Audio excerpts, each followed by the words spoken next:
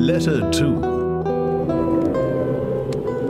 To Mrs. Seville, England, Archangel, 28th March, 17 How slowly the time passes here, encompassed as I am by frost and snow. Yet, a second step is taken towards my enterprise. I have hired a vessel, and am occupied in collecting my sailors. Those whom I have already engaged appear to be men on whom I can depend, and are certainly possessed of dauntless courage. But I have one want which I have never yet been able to satisfy, and the absence of the object of which I now feel as a most severe evil. I have no friend, Margaret. When I am glowing with the enthusiasm of success, there will be none to participate my joy. If I am assailed by disappointment, no one will endeavor to sustain me in dejection. I shall commit my thoughts to paper, it is true, but that is a poor medium for the communication of feeling. I desire the company of a man who could sympathize with me, whose eyes would reply to mine. You may deem me romantic, my dear sister, but I bitterly feel the want of a friend.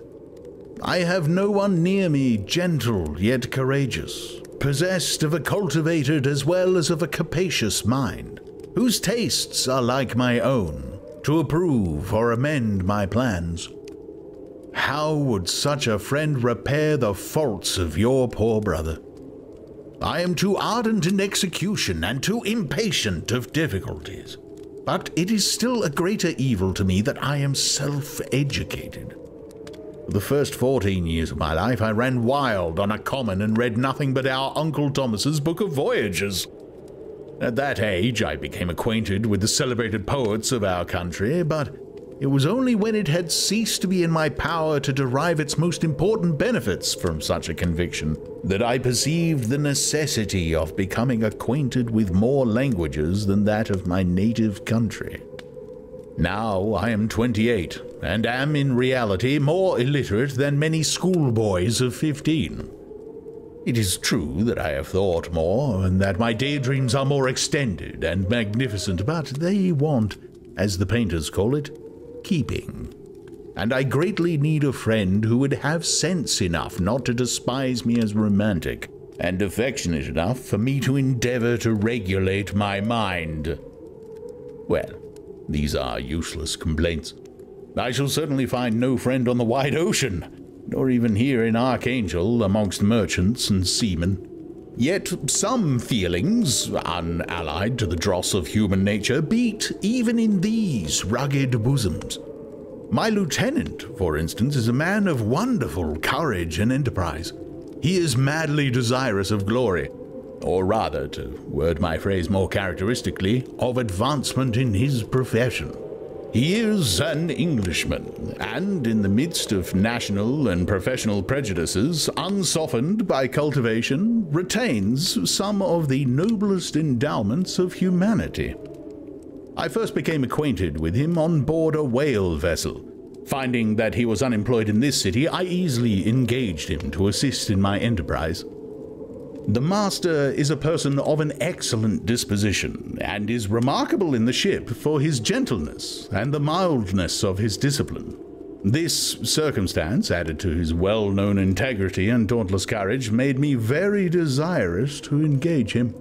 A youth passed in solitude, my best years spent under your gentle and feminine fosterage, has so refined the groundwork of my character that I cannot overcome an intense distaste to the usual brutality exercised on board ship.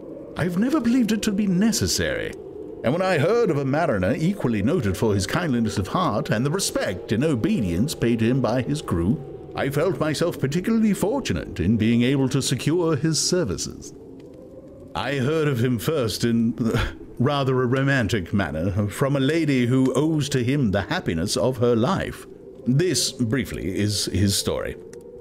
Some years ago he loved a young Russian lady of moderate fortune, and having amassed a considerable sum in prize money, the father of the girl consented to the match.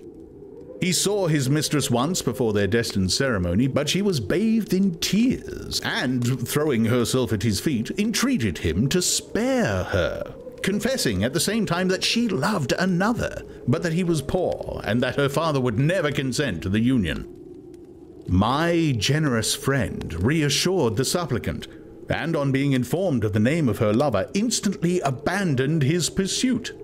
He had already bought a farm with his money, on which he had designed to pass the remainder of his life, but he bestowed the whole on his rival, together with the remains of his prize money to purchase stock, and then himself solicited the young woman's father to consent to her marriage with her lover. But the old man decidedly refused, thinking himself bound in honor to my friend, who, when he found the father inexorable, quitted his country, nor returning until he heard that his former mistress was married according to her inclinations. What a noble fellow, you will exclaim. He is so. But then he is wholly uneducated. He is as silent as a Turk, and a kind of ignorant carelessness attends him, which, while it renders his conduct the more astonishing, detracts from the interest and sympathy which otherwise he would command. Yet do not suppose, because I complain a little, or because I can conceive a consolation for my toils, which I may never know, that I am wavering in my resolutions.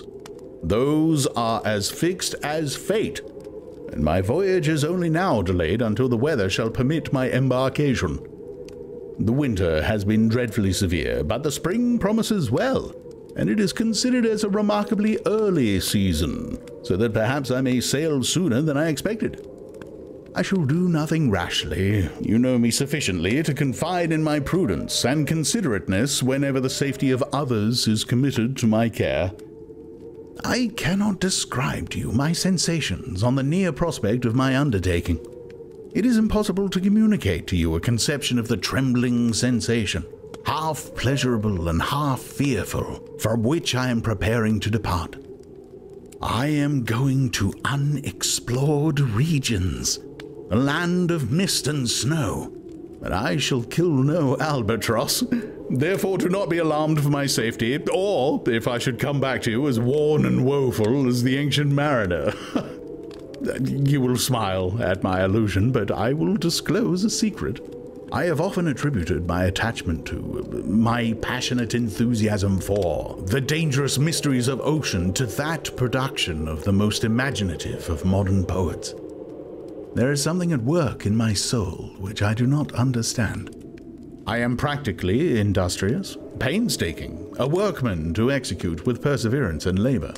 But besides this, there is a love for the marvelous, a belief in the marvelous, intertwined in all my projects, which hurries me out of the common pathways of men, even to the wild sea and unvisited regions I am about to explore. But to return to dearer considerations. Shall I meet you again, after having traversed immense seas and returned by the most southern cape of Africa or America? I dare not expect such success, yet I cannot bear to look on the reverse of the picture. Continue for the present to write to me by every opportunity. I may receive your letters on some occasions when I need them most to support my spirits. I love you very tenderly. Remember me with affection, should you never hear from me again. Your affectionate brother, Robert Walton.